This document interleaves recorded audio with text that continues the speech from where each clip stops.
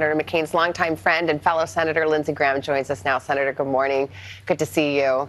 We can do this. I was going to say you're going to speak on the Senate floor today about your friend. I know you loved him. Yeah. Should we bring our tissues? Well, I'm gonna bring mine. His desk is right by mine, and that's what I can't look. So in the military, after a mission is over, an operation ends, you do an after-action report. So I'm going to go back to what I know best. How would you describe the after-action report of John McCain's life? I think this will be pretty interesting. I want to get your take. Obviously there's no love lost between Senator McCain and this president. He wasn't invited to his funeral. The president denigrated his war service, said heroes don't get captured. And then there was the back and forth yesterday with the raising of the flags, the lowering of the flags. Did any of that irk you at all? As John McCain's good friend, not as a fellow U.S. Senator, but as his good friend, did it bother you at all that the President of the United States seemed to slight him? Well, I think Mark had it right yesterday when he was talking about, let's talk about John. It is all over now. The flag is down. When the president mentioned John, he got applause. I hope he'll remember how people feel about John. John Kelly, the chief of staff, has been terrific. He's reached out to Cindy, the entire family. John has 7 children and a bunch of grandchildren, and says, what can I do to help? And the president told General Kelly whatever they need, they get. So let's look forward. Clearly, they had a tenuous relationship, but he's not the only one to have a tense relationship with John McCain. Well, that leads me to my next question, because, I always thought of you and Senator McCain as like Batman and Robin. And you guys were thick as thieves. It's hard to be Robin. Yeah, but, Batman is a tough act. And it used to be like there was no daylight between you really on anything. You certainly have become closer to President Trump in the last year. There is no question that Senator McCain did not respect many of the things that President Trump has done and said, particularly on the world stage. Was that ever a source of tension? Did you and Senator McCain ever talk about that? Did he ever say, hey, wait a minute, what happened? Help him where you can. After 2008, we lost. John lost. And he turned to the country and said, he's my president now. And to Barack Obama, he healed the nation. He's a fighter, but he could forgive. He was tortured as a prisoner, but led the way to reconcile with Vietnam. So I'm going to remember that about John. And I don't have the luxury of playing like Barack Obama. Donald Trump's not president. I do want to help him. I want to be a bridge where I can. So Senator McCain never got mad at you about that? Oh, no. It wouldn't have mattered. I'd have done it anyway. I'm too much like him. So the bottom line is John has shown that it's not about you. Country first means that even if it's inconvenient for you and it makes you uncomfortable, you do it anyway. Country first hurts, but it's the right way to go. And this man was the conscience of the Senate.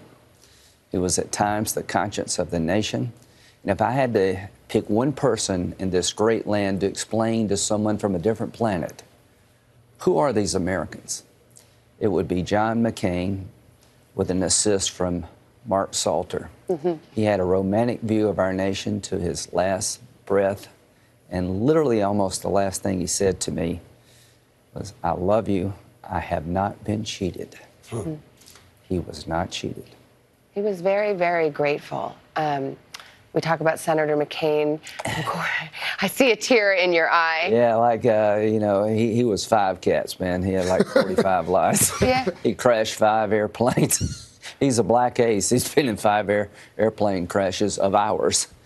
I cannot tell you, when he speaks, people listen. To stay relevant all those years, so his colleagues, he would say the most awful things and later be able to forgive and forget.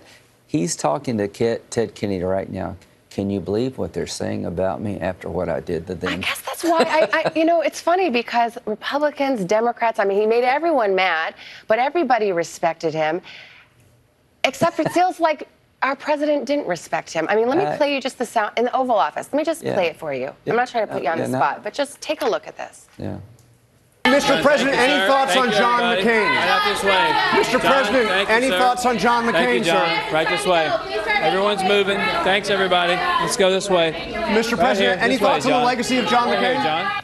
You didn't see his face, but I'm sure you've seen the clip. Yeah, I just think the president finally got to where he needs to be, and we're going to talk about John, How the president feels about Senator McCain, it's his right to feel any way he'd like. I know how America feels about Senator McCain. I know how the Senate feels about Senator McCain. I know how the world feels about Senator McCain. And I know this, I love John McCain. Having said that, to President Trump, if you want my help, I will gladly give it. But I'll also tell you what I think. While you're here, I want to talk to you about another news item here. Another fellow senator, a one-time Senator Jeff Sessions, who's now the Attorney General. Right. You said something last week that I think caught a lot of folks off guard. Yeah. I want to play that, and I also want to play what you said last year about Jeff Sessions. Here it is. Sure. If Jeff Sessions is fired, there will be holy hell to pay. Every president deserves an attorney general they have confidence in. I believe every president has a right to their cabinet. These are not lifetime appointments. You serve at the pleasure of the president. The president has been railing against his attorney general. You've noticed. Yes. And your tune seems to have changed a bit on Jeff Sessions. Yeah. Why? What happened between July of 2017 and last week? Good question. One, I was a big supporter of Jeff being attorney general. He was close to the president. He helped the president when no one else did. He was a highly qualified lawyer, a good senator. And I was afraid that when he recused himself, the president was going to strike out and fire the guy. He had to recuse himself, guys, because he was part of the campaign that's now being investigated.